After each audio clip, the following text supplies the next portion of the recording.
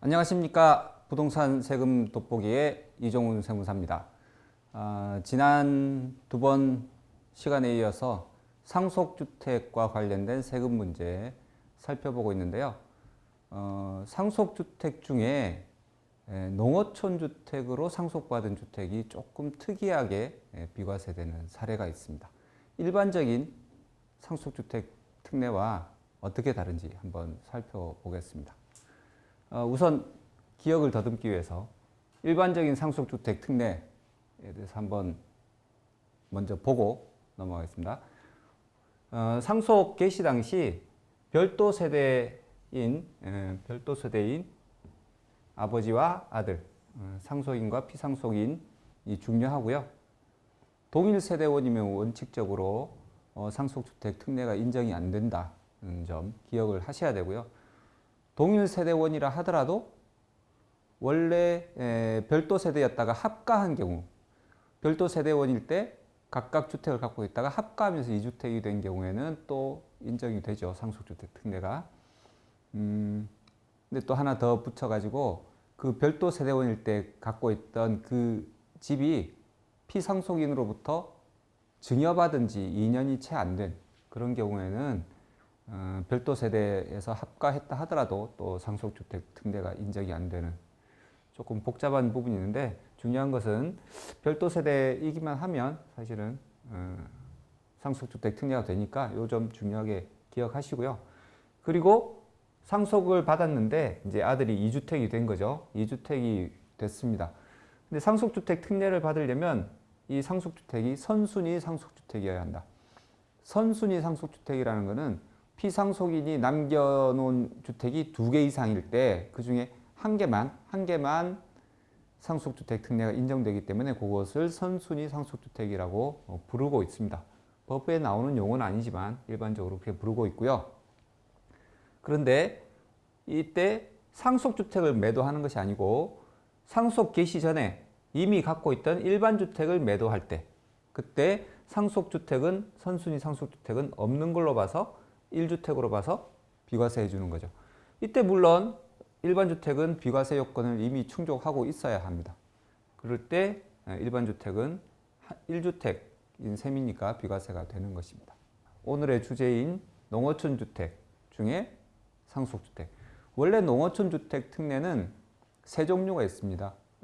상속주택도 있고 이농주택도 있고 귀농주택도 있고, 그 중에 상속주택만 가져 나오는데요. 다음 기회에 이농주택, 귀농주택도 같이 비교해 보도록 하고요. 오늘은 상속주택. 이름 그대로 농어촌 지역에 소재를 해야 되고요. 중요한 것이 일반적인 상속주택 특례에는 없던 5년 이상 피상속인이 거주한 적이 있었던 그런 상속주택이어야 합니다. 그리고 마찬가지로 농어촌 주택, 상속주택과 일반 주택이 하나가 있을 때 농어촌 상속주택은 없는 걸로 봐서 일반 주택은 비과세하는 것. 조금 비슷한 것 같은데요. 차이는 있습니다. 차이를 살펴보기 전에 이 농어촌이라고 했을 때 농어촌이 어디를 얘기하는 것이냐. 농사 짓고 있는 동네면 다 농어촌처럼 농촌이다, 시골이다 얘기하는데 수도권 밖에 있어야 합니다. 경기도는 안 되겠죠. 경기도 안 됩니다. 그리고 읍지역이나 면지역이어야 합니다. 동지역은 안 됩니다. 요즘은 조금 수도권 밖이라 하더라도 시지역, 시가 많고 시지역에 가면 또 동지역이 있죠.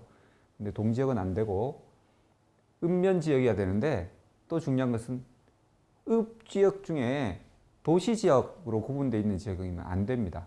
토지이용계획원을 떼보면 이 지역이 도시지역인가 아닌가를 확인해 볼 수 있는데 도시지역이 아니어야 합니다. 그야말로 진짜 농촌지역에 있어야 한다는 거죠. 이런 농촌지역에 있는 농어촌 주택을 상속받았을 때 일반적인 상속주택과 다른 점은, 일반 상속주택은 상속 개시 전 보유하던 주택이어야만 비과세가 가능했죠. 근데 농어촌 주택, 상속주택을 받으면 일반 주택을 나중에 취득하더라도 상속주택을 먼저 상속받고 나중에 취득하더라도 그 일반 주택을 팔 때 비과세 요건만 갖추면 비과세 할 수 있다. 그 다음에 일반 주택을 비과세 받고 팔고 난 다음에 다시 일반 주택을 또 매입해서 되팔았다. 그래도 또 비과세. 횟수에 제한이 없습니다. 비과세 횟수에. 굉장히 좋은 거죠. 그리고 이 상속주택은 선순위 여부를 따지지 않습니다. 물론 상속주택이 2개 이상이 되면 일반 상속주택과 농어촌 상속주택 중에 가려야 하겠지만 우선 상속주택이 선순위냐 아니냐는 따지지 않습니다. 그 얘기는 농어촌 주택으로 상속주택이 2개 이상이었다. 그럼 물론 하나는 과세되고 처분하고 나면 남은 하나로 이 특례를 받을 수 있다는 얘기죠.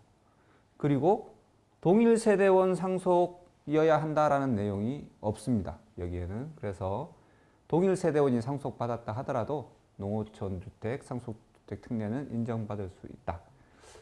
굉장히 파워풀한 것이고요. 자칫 이 특례의 요건 2가지, 수도권 밖에 있는 읍면지역, 그 다음에 5년 이상 거주했던 지역, 상속주택, 이 2가지 요건을 잘못 적용해가지고 농어촌 상속주택이 아닌데 농어촌 상속주택이라고 판단하시게 되면 일반 주택을 팔 때 굉장히 곤란한 상황이 될 수가 있겠습니다. 그리고요, 오늘은 또 한 가지 조합 입주권을 상속받았을 때, 주택이 아니라 입주권을 상속받았을 때입니다. 입주권도 양도소득세에서는 대부분 주택과 동일하게 취급을 하죠.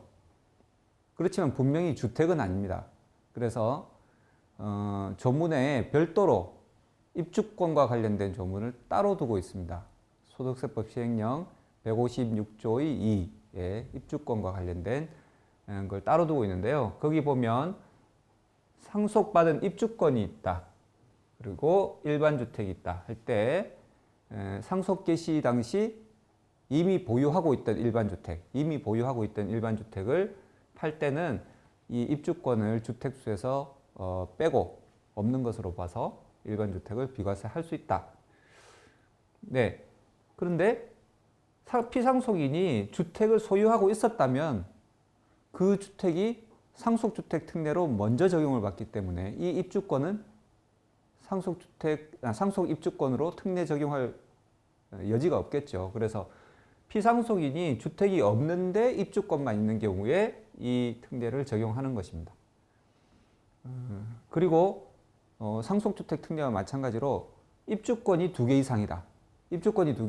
그러면 이 순서대로 피상속인이 소유한 기간이 긴, 소유기간이라는 것은 입주권의 소유기간뿐만 아니고 주택의 소유기간을 앞에 입주권이 되기 전 주택으로 소유한 기간을 합한 기간을 얘기를 하고요. 그것이 가장 긴 입주권을 선순위 입주권, 그 다음에 거주한 기간이 가장 긴, 소유한 기간이 똑같다면 거주한 기간이, 주택일 때 거주했겠죠. 주택일 때 거주한 기간이 긴 입주권, 그 다음에 이 거주한 기간이 다 똑같다 그러면 상속인이 선택하는 둘 중에 하나, 그렇게 순서대로 적용을 하고요. 이 역시도 동일 세대원이 상속받은 경우에는 특례 적용을 배제를 합니다. 동일 세대원이 상속받으면 특례 적용이 안 된다. 그런데 합가하기 전부터, 동일 세대원이면 모여 살았다는 건데 합가하기 전에 자녀가 상속인이 주택을 소유하고 있는 상황에서 합가를 함으로써 1주택 1입주권 상태가 된 상태에서 승계받은 경우에는 비과세가 가능하다. 가능한데 또 합가 이전에 보유한 주택이라 하더라도 상속 개시 전 2년 이내 증여받은 경우에는 또 적용을 안 한다. 한다 그랬다가 안 한다 그랬다가 또 한다 그랬다가 자꾸 왔다 갔다 그러는 것 같은데요. 이게 개정된 부분도 있고 해서 중요한 부분입니다. 기억을 하시고요. 조금 더 한 단계 더 나아가 보겠습니다. 앞에 했던 상속주택과 상속입주권을 같이 생각하시면 되는데요. 상속주택이어도 좋고 상속입주권이어도 좋습니다. 그 둘 중에 하나가 있고 그 다음에 주택과 입주권이 있는 경우, 주택 하나만 있을 때는 했죠. 지금까지 했는데 입주권이 하나 더 있다. 그러면 이제 세 가지 경우에서 비과세가 됩니다. 일시적 1입주권, 1주택 1입주권 요 두 가지를 가지고 대상으로 얘기하는 거죠. 비과세가 된다면 이 상속주택과 입주권은 없는 것으로 볼 수 있으니까요. 없는 것으로 봤다면 이 두 개 가지고 비과세를 판단하겠다. 자, 보시면 아들이 일반 주택이 있는데 상속을 입주권이든 상속주택이든 뭐 아무거나 하나를 받았다라고 하죠. 그러고 나서 일반 주택 2주택이 됐는데 다시 입주권을 하나 추가로 취득한 겁니다. 다시 추가로 취득했습니다. 일반 입주권을 추가로 취득했습니다. 그러면 일반 입주권 취득 후 3년 이내에 일반 주택을 매도를 하면, 물론 비과세 요건을 갖춰서 매도를 하면 일반 주택을 비과세한다. 이때 3년은 입주권이 조정 대상 지역이냐 아니냐에 관계없이, 기존 주택이 일반 주택이 조정 대상 지역이냐 아니냐에 관계없이 3년 이내에 일반 주택을 팔면 됩니다. 이것을 일시적 1주택 1입주권 특례라고 하고요. 비슷한 상황이긴 하지만 조금 다른 것. 내가 실거주 목적으로 입주권을 추가로 취득한 경우.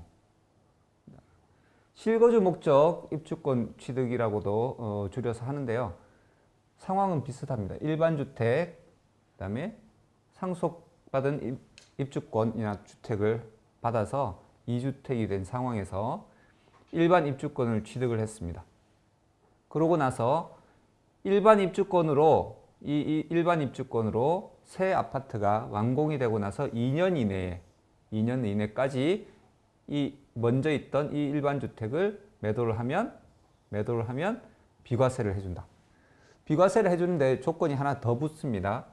이 새로 일반 입주권으로 만든 새 아파트에서 2년 이내 입주해서 1년 이상 거주할 것, 이 조건이 하나 더 붙습니다. 앞에 거랑 별 차이가 없는 것 같은데 왜 이런 조건을 뒀을까요?